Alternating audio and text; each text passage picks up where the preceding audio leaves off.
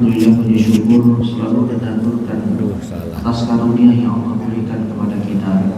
Salawat dan salam semoga tercurah kepada junjungan kita Rasulullah Muhammad SAW, kepada keluarga beliau, para sahabatnya, dan umat beliau yang tetap berpegang kepada ajaran dan sunnahnya sampai ke hari.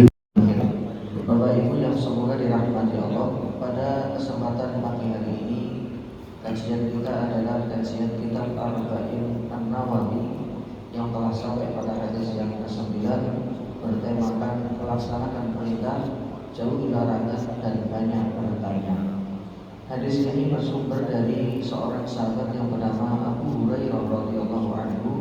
Qala, beliau berkata, sami'tu, aku telah mendengar Rasulullah sallallahu alaihi wasallam yaqul, aku telah mendengar Nabi sallallahu alaihi wasallam bersabda, "Ma nahaitukum anhu fastanibu." Apa yang telah aku larang untuk kalian maka jauhilah. Itu yang disampaikan oleh Nabi. Wa ma amartukum bihi fa'tu minhu mastata'tum. Sebaliknya, apa yang sudah diperintahkan oleh beliau maka kerjakanlah semampu kalian. Fa in kama ahlakal ladzina min qablikum. Karena yang membuat umat-umat sebelum kalian itu hancur, rusak, itu adalah kathratu masailihim, karena mereka banyak bertanya kepada para nabinya, wa khilafuhum ala anbiya'ihim, dan mereka suka menyelisihi para nabi yang diutus kepada mereka. Hadis ini adalah hadis sahih diriwayatkan oleh Imam Bukhari dan juga Imam Muslim. Selain Imam Bukhari dan Imam Muslim, ada beberapa ahli hadis lain yang juga meriwayatkan hadis ini. Kita buka dari kitab hadis yang ada, ya. Hadis ini diriwayatkan oleh Imam Bukhari dengan nomor 7288. Kemudian Imam Muslim juga meriwayatkan. Kemudian Imam Malik dalam kitab Muwatta juga meriwayatkan hadis ini. Selain Al-Bukhari, Imam Muslim, Imam Malik, Imam Syafi'i juga meriwayatkan. Beliau punya musnad. Di dalam kitab musnadnya Imam Syafi'i. Kemudian nanti yang berbeda adalah sanadnya, maka rantai atau orang-orang yang membawa. Dan ada beberapa sedikit narasi yang juga berbeda. Karena masing-masing riwayat itu kadang punya tambahan, kadang enggak. Nah, ini tadi yang kita baca di awal itu adalah lafaznya Imam Bukhari. Itu adalah lafaznya Imam Bukhari. Nanti di dalam Sahih Muslim ada juga, kita akan sebutkan. Dan di lafaznya Imam Muslim ini ada sedikit tambahan. Jadi ada tambahan di dalam tambahan yang tidak ada di dalam riwayat Imam Al-Bukhari. Kemudian Imam Ahmad juga meriwayatkan hadis ini. Al-Humaydi juga meriwayatkan di dalam musnadnya. Imam Abdul Razak di dalam musnadnya juga meriwayatkan hadis ini. Artinya kalau jangan merujuk ke kitab-kitab ini, kitab-kitab hadis induk semua. Ada yang masyhur, ada yang terkenal, ada yang kurang terkenal. Yang terkenal itu kan Kutubut Tis'ah, kitab yang 9. Yang kurang dikenal itu ya musnadnya Al-Humaydi, kemudian musnadnya Syekh Imam Abdul Razak, kemudian musnadnya Imam Asy-Syafi'i. Karena Imam Syafi'i itu merupakan ahli hadis sebagaimana Imam Ahmad. Beliau pakar hadis, tapi untuk menguasai sampai jarah dan ta'dil itu tidak seahli Imam Ahmad, karena masing-masing punya spesifikasinya. Kemudian Imam At-Tirmidzi juga meriwayatkan di dalam kitab sunannya, An-Nasa'i, kemudian Imam Ibnu Majah dan Ibnu Hibban juga meriwayatkan hadis tersebut. Selain beliau ada satu lagi namanya Imam Abu Ya'la dan Imam Al-Baghawi. Jadi ada 13 perawinya. Dan satu sama lain tentunya saling menguatkan. Artinya hadis ini sahih dan bisa dijadikan sebagai argumen. Sebetulnya cukup menghadirkan perawinya Imam Bukhari atau Imam Muslim saja. Tapi dengan kita bedah seperti ini menjadi khazanah, menjadi tambahan ilmu buat kita. Kalau hadis itu ternyata tercantum di banyak kitab hidup dan itu bisa kita rujuk semuanya. Nah, inilah salah satu di antara keistimewaan Islam yang diturunkan kepada Nabi. Dengan cara seperti inilah Allah menjaga agamanya. Karena orang-orang dulu sebelum kita adalah orang-orang hebat yang betul-betul amanah dalam menjaga agama ini. Kalau dibilang umat yang terdahulu Bani Israel itu juga sama kok, ada perubahan-perubahan di dalam prinsip-prinsip agamanya. Oh, untuk umat ini tidak. Bahkan ucapan perbuatan Nabi itu betul-betul mereka jaga. Ibaratnya kalau sekarang ya mirip semacam hadis seperti itu jamaah. Cuman ini wujudnya manusia dan itu semuanya ada di kepala mereka, di dalam hafalan. Kan manusia bisa keliru, bisa salah, bisa lupa, kata mereka seperti itu. Atau dia menambahi sesuatu atau mengurangi sesuatu. Jamaah, tidak semudah itu kemudian membuktikannya. Karena ketika, mohon maaf ya, Imam At-Tirmidzi mungkin lupa atau beliau ragu terhadap riwayat yang beliau riwayatkan, ini kan nanti bisa dikompar Pak, dibandingkan dengan riwayat-riwayat yang lain yang ada. Dan dari situ nanti kelihatan apakah penambahan ini dari beliau atau dari perawi sebelumnya, kan begitu. Bisa ada mekanismenya itu. Cuman kalau yang debat kita orang yang nggak pernah belajar hadis ya nggak nyambung. Ini harus yang sama-sama ngerti berkaitan dengan hadis seperti itu. Karena memang dengan cara seperti inilah agama ini dijaga oleh Allah. Hadis ini memiliki sababul nuzul. Kalau kita mengenal sababul nuzul di Al-Quran, maka hadis itu punya sababul nuzul. Nah, di kitabnya jenengan yang kita beli Arba'in Nawawi itu tidak ada. Karena saya katakan lafaz yang dipakai atau yang dicantumkan oleh Imam Muslim itu ya Imam An-Nawawi itu adalah lafaz Imam Bukhari. Tapi kalau kita merujuk ke dalam lafaznya Imam Muslim, teksnya lebih jelas, redaksinya lebih lengkap. Di situ kita akan menemukan asal muasal atau sebab musabab. Kenapa Nabi menyatakan seperti ini? Ada kejadian apa? Sababul nuzul itu ada latar belakang atau kejadian yang latar belakangnya sampai Nabi menyebutkan hadis ini. Nah, di dalam riwayat Imam Muslim disebutkan latar belakang hadis ini dari riwayat Muhammad bin Ziyad dari Abu Hurairah. Muhammad bin Ziyad itu adalah seorang tabi'in yang beliau berguru dan mengambil hadis ini langsung dari Abu Hurairah radhiyallahu anhu. Jadi peristiwa ini bermula dari Nabi berkhutbah di hadapan para sahabatnya. Beliau sallallahu alaihi wasallam bersabda, "Ayyuhan nas, hai kaum muslimin, qad faradallahu alaikumul hajj fahajju." Allah Subhanahu wa taala sudah mewajibkan kepada kalian itu ibadah haji. Ayo semuanya, maka lakukanlah. Singkat sebetulnya khutbah beliau itu. Memang terkadang singkat, terkadang panjang. Ya.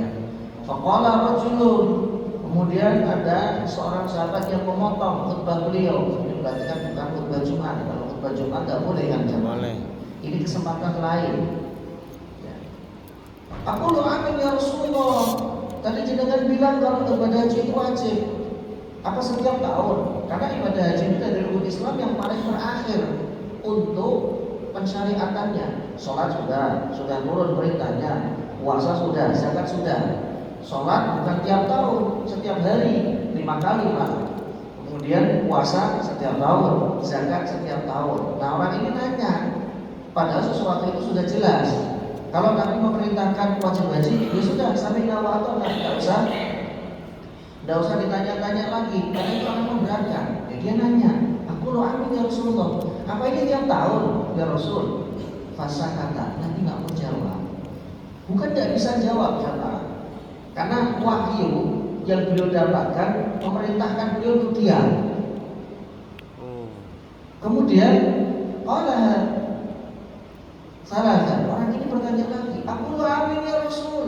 Apakah setiap tahun? Dia masih diam.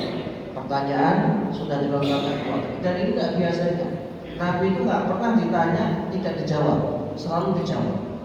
Kalau beliau tidak bisa, beliau akan sampaikan tunggu sampai nanti Allah menetapkan ketetapannya. Seperti ayat yang berkaitan dengan waris.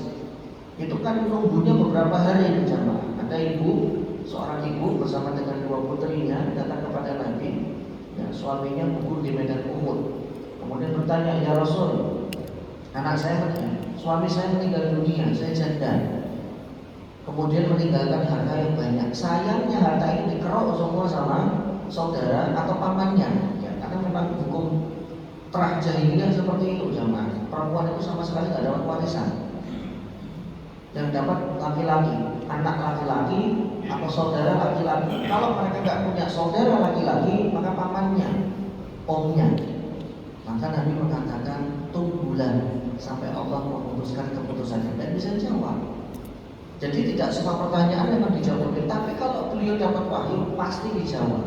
Ini menunjukkan bahwa, mohon maaf, tidak latah beliau untuk menjawab pertanyaan kecuali memang beliau tahu karena dibimbing oleh wahyu, wahyunya turun. Ternyata peristiwa turunnya waris ini belum diputuskan oleh Allah selama beberapa hari. Barulah setelah itu malaikat Jibril turun membawa firman Allah An-Nisa ayat 6. Linda dari misluhat dari saya. Jadi bunyi ayatnya lirrijali nasibum mimma tarakal walidani wal aqrabun. Nah, kemudian dipanggil ibunya. Ini ayatnya sudah turun. Berapa bagian anak perempuan saya ya Rasul? Sebentar, keputusannya belum dirinci oleh Allah. Ulang dulu. Setelah itu beberapa hari baru kemudian turun An-Nisa ayat 12, ayat 11, ayat 12. Fa in kunna nisa'an fawqa ini, karena kasus ibu ini anaknya 2 orang, maka Allah bagi mereka 2/3. Ibunya seperempat. Kemudian pamannya mendapatkan sisa. Asobah binafsi. Nah, berhubung ada masyarakat jahiliyah nggak begitu, pamannya agak ngambek. Karena memang biasanya dikuasai oleh perempuan. Nah, peristiwa yang ada di hadapan kita ini, ada di dalam Arba'in Nawawi ini nggak biasa. Karena Nabi diam sampai ditanya 3 kali. Barulah kemudian beliau akan bicara. Faqala Rasulullah SAW, "Lau qultu na'am." Seandainya saya jawab iya, 1 kata saja, lawajiban. Maka haji ini menjadi wajib tiap tahun, jemaah.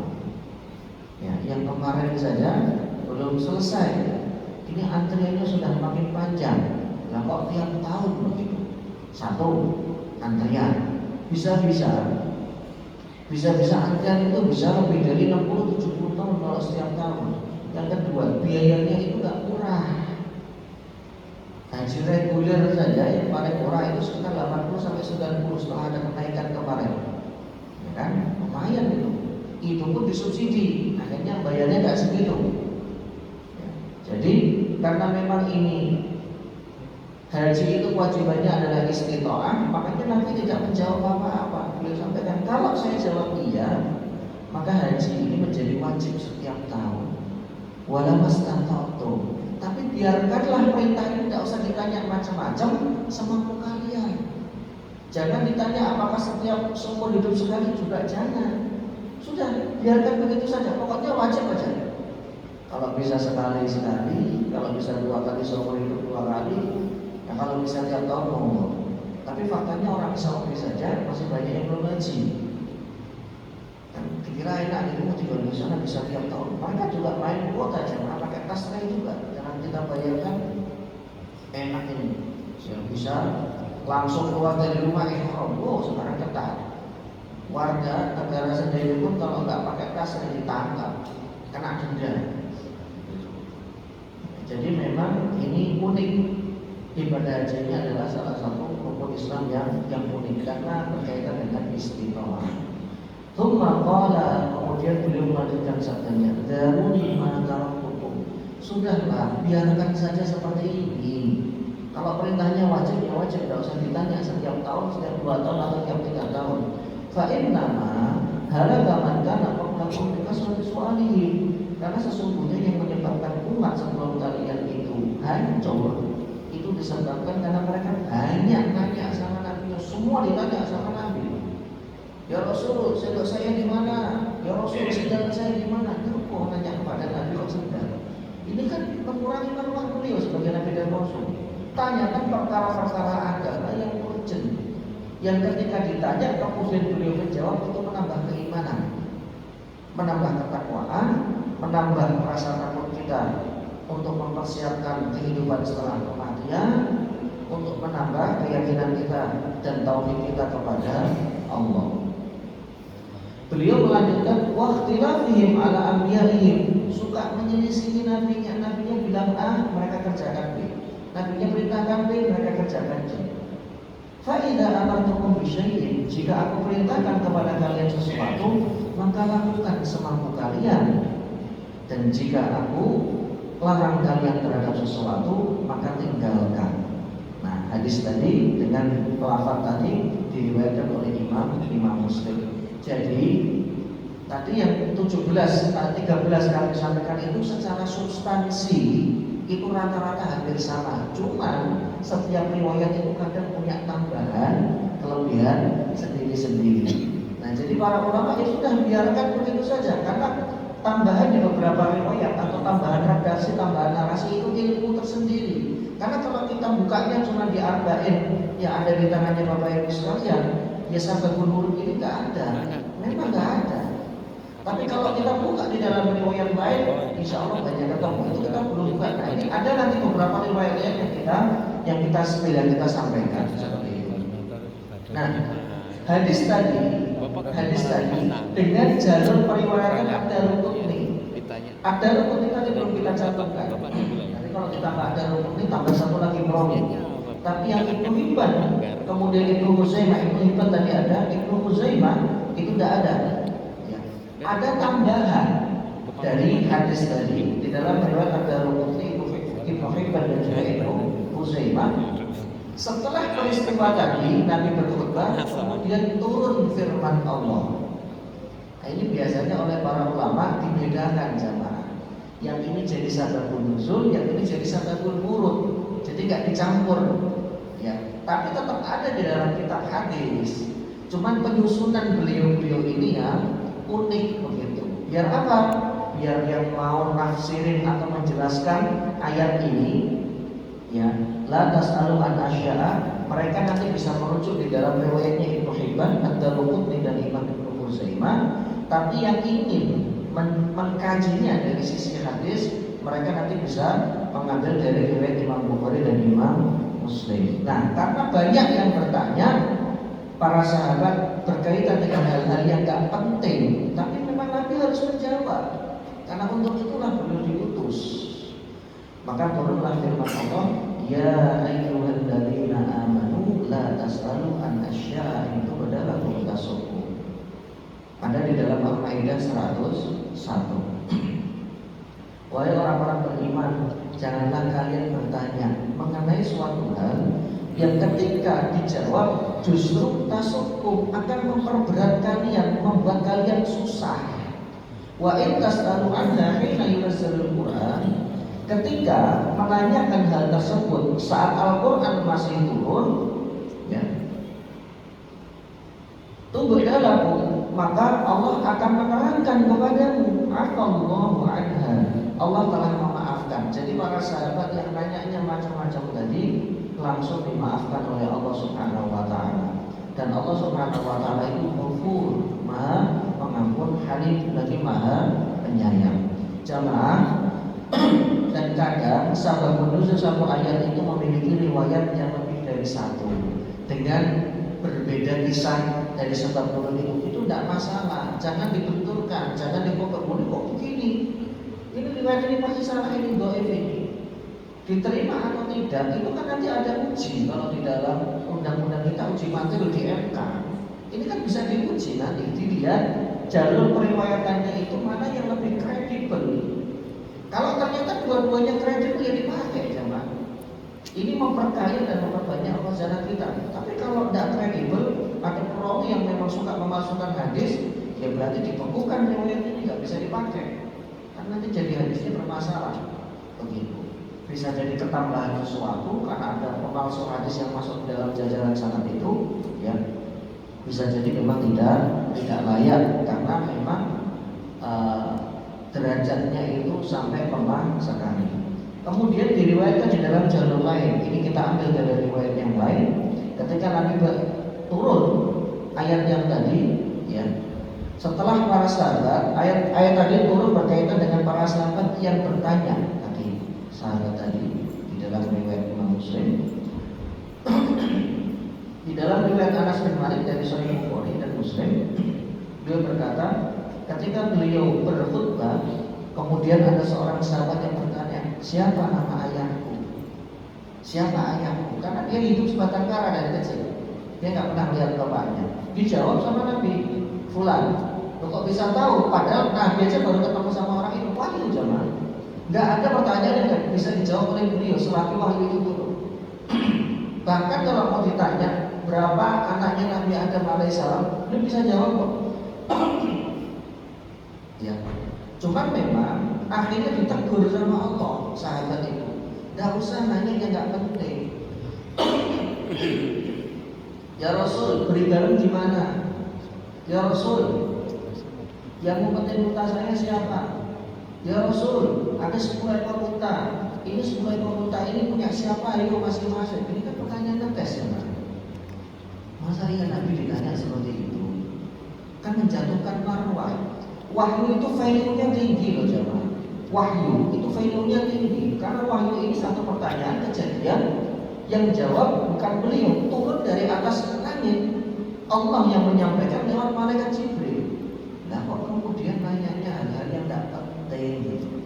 Makanya tadi ditegur oleh Allah di dalam Al-Maidah, la tas'alu an asya itu badalakum tasukum. Kalau nanti kalian bertanya sesuatu, itu hanya akan membuat susah dan memberatkan sampai tidak ditanyakan.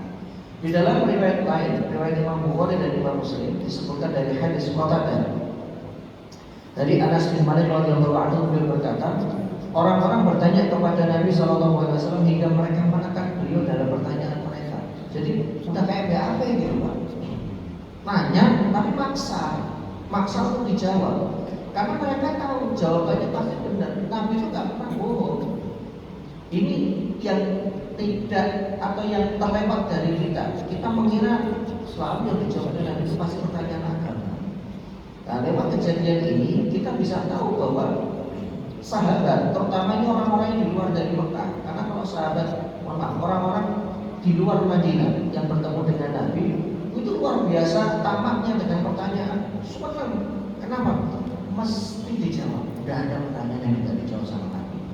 Cuman pertanyaannya kan nggak penting. Kalau penduduk Madinah asli atau para sahabat yang hijrah dari Mekah muhajir, mereka sudah lebih dulu paham. Makanya mereka jarang bertanya kepada Nabi hal-hal yang nggak penting seperti ini. Nah, sampai kemudian beliau marah, naik ke atas mimbar dan bersabda, pada hari ini tidaklah kalian menanyakan suatu apapun, melainkan aku akan menjelaskannya. Maka kemudian seseorang jika berdebat dengan orang-orang yang dia panggil dengan nama selain ayahnya, lalu berkata, ya Rasulullah, siapa ayahmu? Ayahmu adalah Hudzaifah. Jadi ada seorang sahabat yang bertanya kepada Nabi berkaitan dengan apa atau asal usul dirinya. Siapa nama bapakmu? Bapakmu adalah Hudzaifah. Ya, ini kan pertanyaan yang tidak perlu dilontarkan kepada beliau. Umar bin Khattab radhiyallahu anhu kemudian berdiri karena beliau sudah melihat tanda-tanda kemarahan Nabi. Dosa bukannya Nabi sabar. Nabi itu sabar ketika beliau diejek ya. Ini kalau sudah berkaitan dengan agama, berkaitan dengan wahyu, yang pertanyaan ini akan mempersulit mereka. Beliau pasti akan memberikan teguran. Maka sahabat Umar peka lebih dulu. Radina billahi rabban, kami menjadi ridho Allah sebagai Rabb kami, wa bil Islam madinah li Muhammadin nabiyya wa rasulah, dan kami juga ridho Islam sebagai agama kami, Rasul Muhammad sebagai Rasul kami. Kami berlindung kepada Allah dari berbagai macam fitnah dan juga kejelekan. Dan Qatadah ketika menyebutkan hadis di atas yang membacakan firman Allah ayat 101 dari surah Al-Maidah. Ya, jadi perawi yang lain adalah seorang sahabat yang bernama Qatadah. Dan di sini diriwayatkan oleh Imam Bukhari dan Imam Muslim. Nah, di dalam tafsir At-Tabari itu nanti pasti ada sababun nuzul ayat 101 itu tadi, riwayat yang berkaitan dengan pertanyaan sahabat tadi. Karena ternyata Imam Ibnu Jarir mencantumkannya di dalam kitab tafsir beliau, Muhammad Ibnu Jarir At-Tabari namanya, atau tafsir At-Tabari. Di dalam Sahih Al-Bukhari disebutkan juga hadis dari Ibnu Abbas. Ini riwayat lain. Tadi kita sudah mendengar nama Anas bin Malik, kemudian Qatadah, kemudian ini adalah Ibnu Abbas. Satu kaum bertanya kepada Nabi SAW dengan nada mengejek. Karena kadang lewat pertanyaan itu kan orang bisa ngejek, kan? Bisa nggak dia jawab? Paling nggak bisa. Salah seorang dari mereka berkata, siapa ayahmu?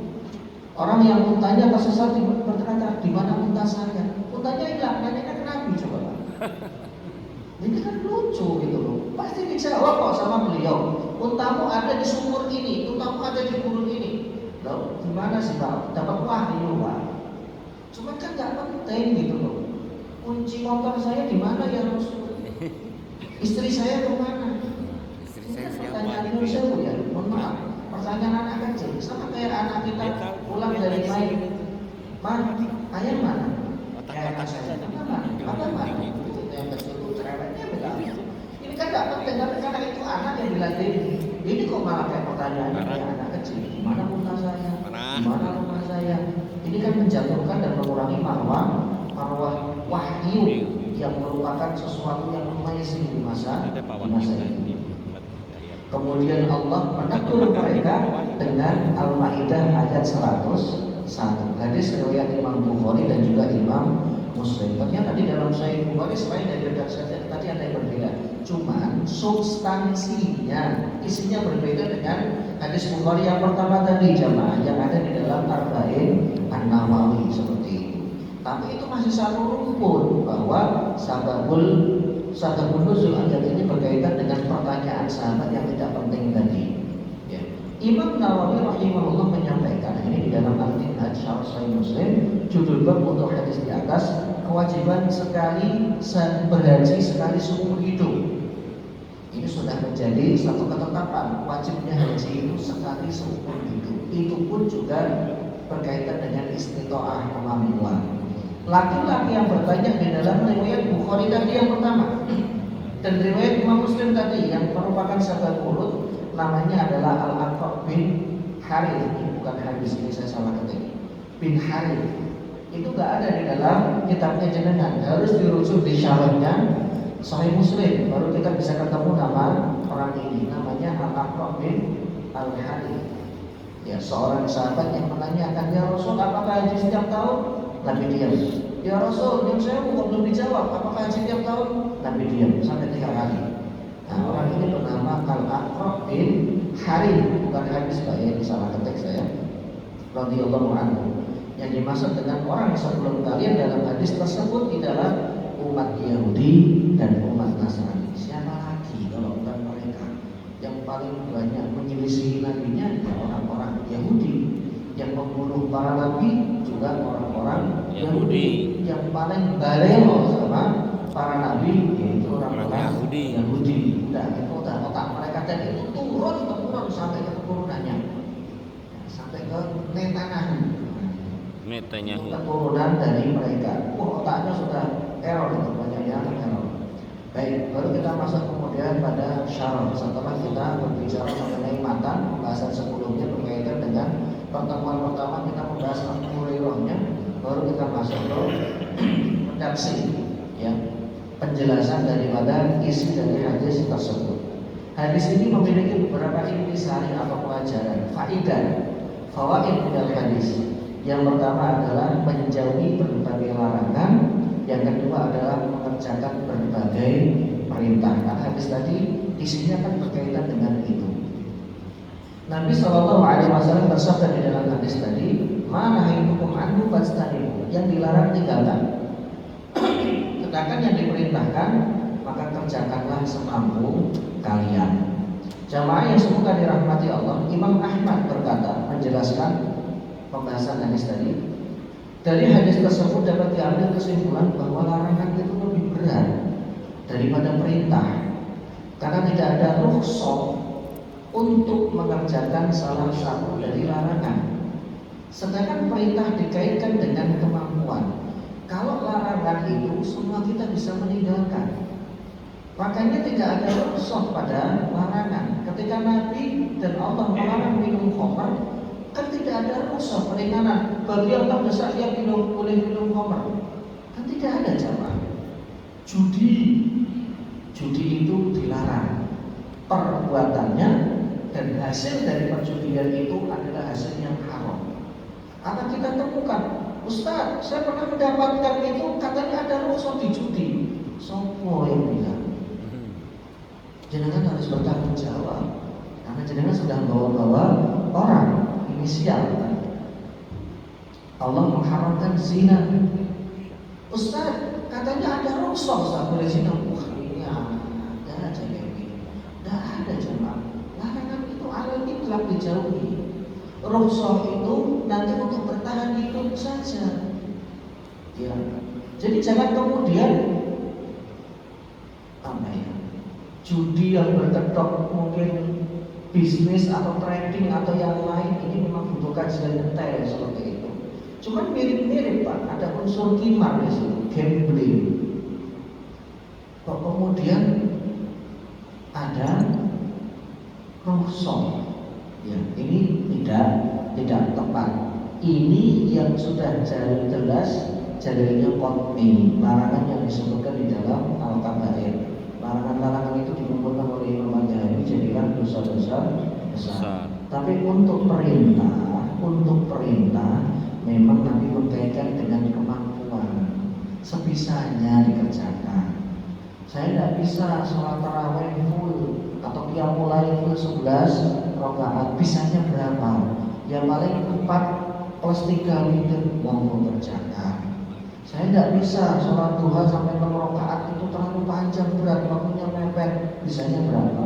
2 rakaat, ya sudah kerjakan. Ini berkaitan dengan amalan sunnah. Saya tidak bisa kalau sedekah infaknya terlalu gede, bisanya berapa? Ya paling 2,5 saja dari penghasilan saya setiap bulan. Monggo silakan dikerjakan. Tapi untuk perintah yang dalilnya sudah qat'i, sudah pasti, ya tidak ada perbedaan pendapat di kalangan para fuqaha, ya itu adalah sesuatu yang tidak mungkin ada keringanan. Sahal bin Abdullah radhiyallahu anhu At-Tusturi beliau berkata, perbuatan baik itu dikerjakan oleh orang-orang baik dan orang jahat. Ya, yang berbagi, ngasih beras, ngasih sembako, itu bukan cuma orang yang rajin sholatnya, bahkan orang yang mabok juga berbagi. Saya tidak mengecilkan perbuatan baiknya berbagi, tidak.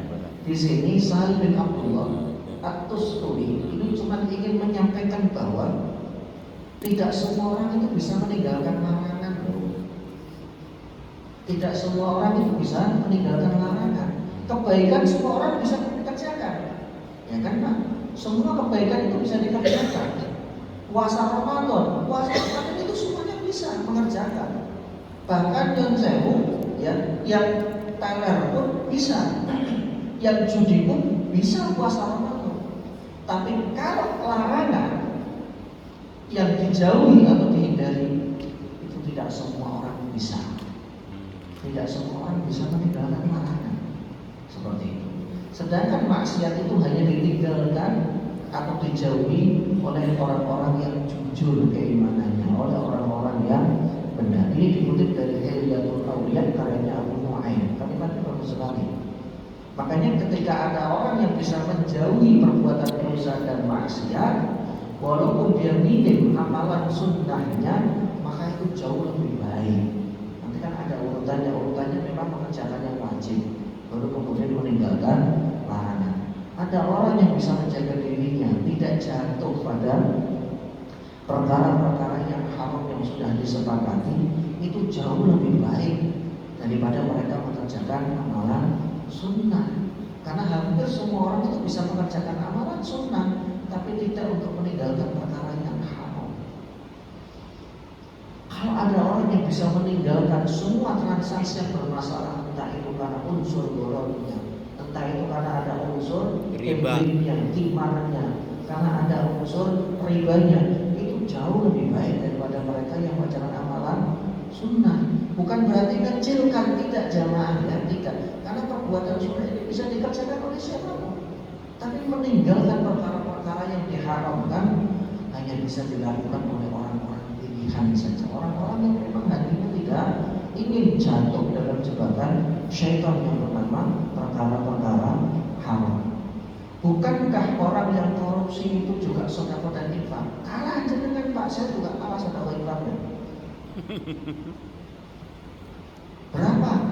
10 ton beras bagikan ke masyarakat. 10 ton beras itu paling cuma 2% dari uang yang diambil dari negara. Ya kan? Kemudian mereka bisa berbagi, mereka bisa melakukan ini dan itu. Sekali lagi, kita tidak mengecilkan orang yang berbagi lidah. Tapi ini Sahal bin Abdullah sedang memposisikan bahwa kita yang bangga melakukan amalan sunnah, tapi kemudian ada perbuatan dosa besar yang masih kita lakukan, itu salah langkah, keliru.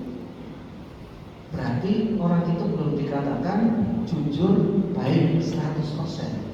Karena meninggalkan sebuah larangan itu jauh lebih berat. Tidak semua orang bisa meninggalkan larangan ini. Tidak semua pedagang itu bisa jujur untuk menjelaskan aib atau cacat dari barang yang dia jual. Jual motor, pernah turun mesin, ditanya sama penjual, Pak, ini motornya bermasalah enggak? Enggak sih Pak, baik-baik saja. Oh, pernah turun mesin Pak? Enggak. Kalau turun mesin mah nggak mungkin seenak ini dipakai. Ya sebetulnya sampaikan saja, pernah waktu itu. Kemudian sudah diganti semuanya di bengkel mesin, Pak. Saya habis sekian. Ya setelah itu sudah ada masalah, terserah Pak. Sampaikan saja. Biar dia nggak kecewa. Sudah dibeli sampai rumah, baru dipakai seminggu kemudian mogok, kan kasihan. Ini gimana ini Pak motor? Ya sudah apa-apa kok ada di tempat saya. Jangan begitu juga, jangan. Ini kan susah Pak, ya, jujur dalam jual beli kemudian menjelaskan aibnya, menjelaskan cacatnya, ini kan susah. Tapi kalau ada penjual yang seperti itu, jujur, beliau katakan ala kadarnya, apa adanya, ini adalah penjual yang hebat.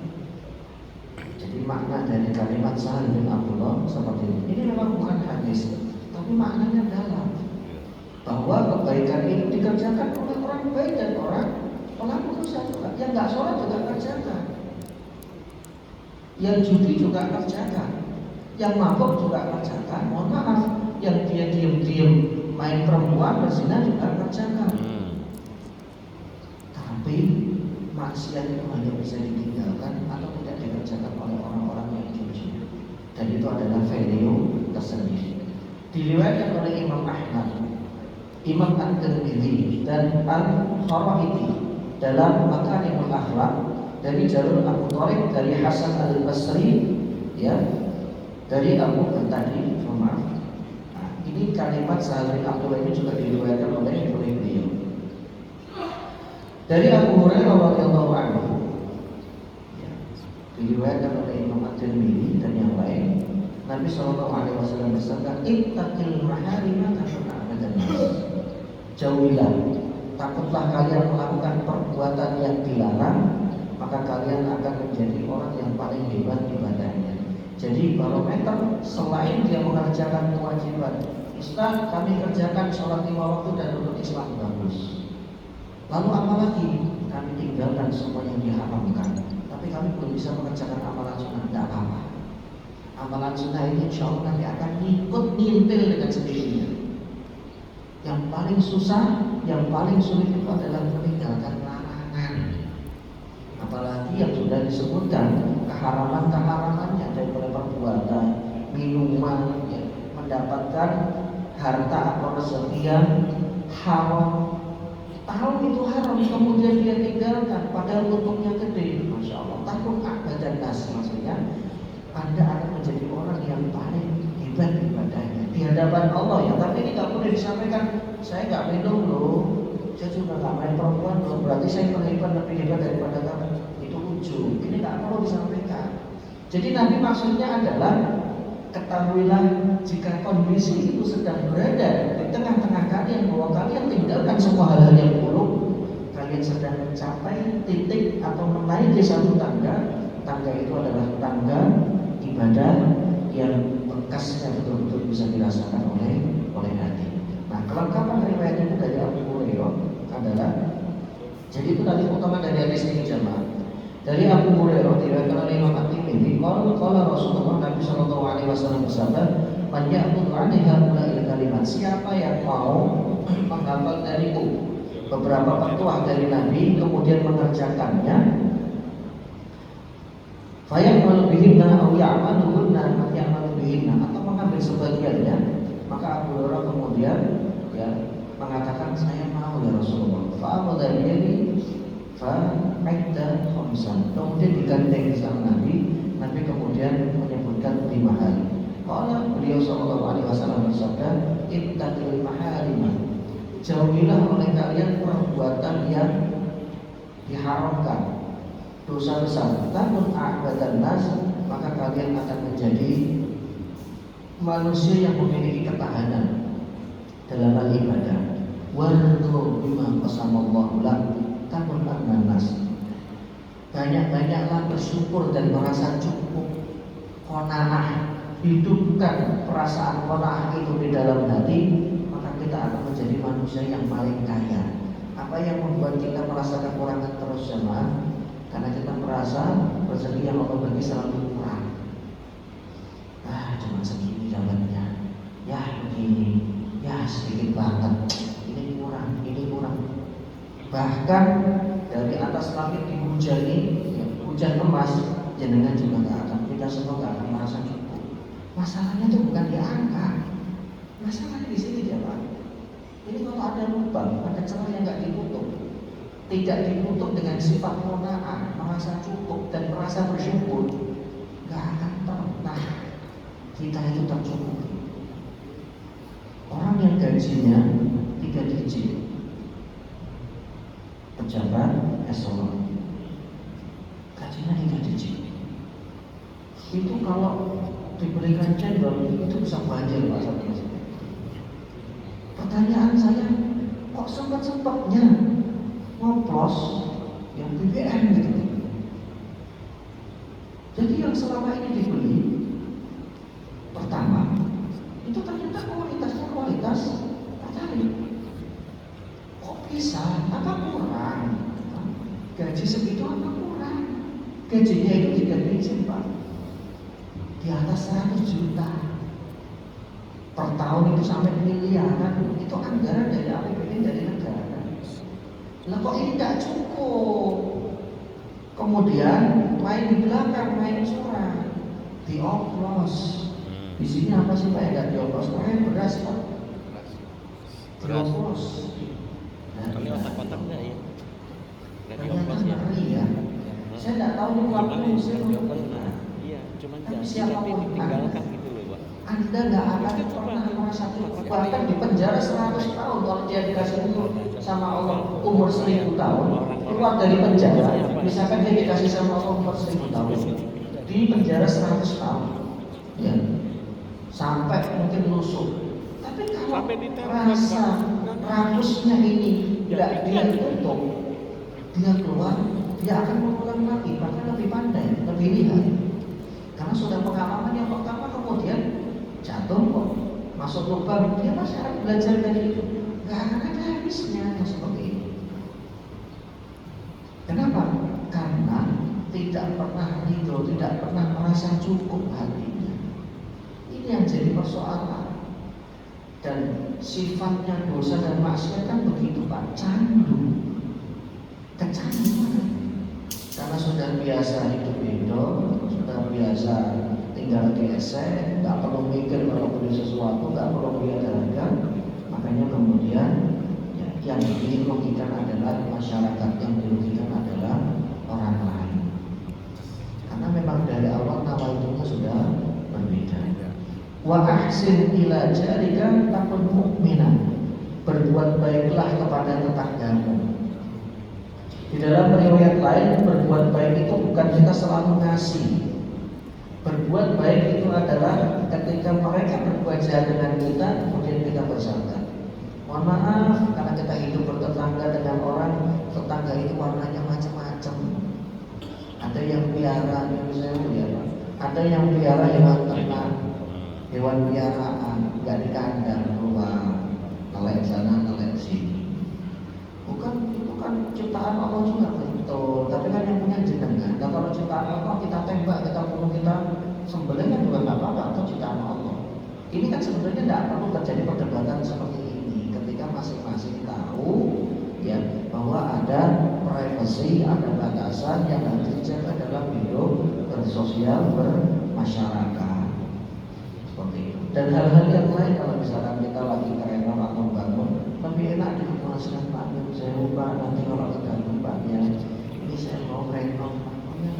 Insya Allah dikasih Pak. Insya Allah dikasih. Jadi berbuat baiklah dengan tetanggamu, takun mukminan, maka engkau akan menjadi seorang mukmin yang sejati. Wa ahibba linnas, dan cintailah. Wa ahibba linnasi ma tuhibbu li nafsika takun musliman. Cintailah manusia sebagaimana orang lain, maksudnya sebagaimana engkau mencintai dirimu sendiri. Jadi apa yang ingin disampaikan oleh Nabi? Kalau dirimu tidak suka disakiti, maka jangan memulai untuk mengganggu dan menyakiti orang lain.